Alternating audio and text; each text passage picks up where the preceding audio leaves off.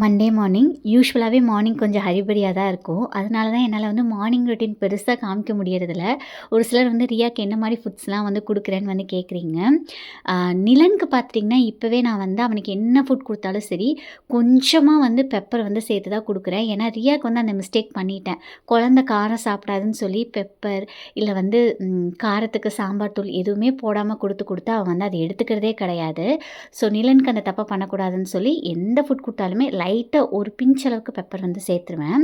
So நீங்களுமே அந்த method உங்க குழந்தைகளுக்கு வந்து ட்ரை பண்ணி பாருங்க.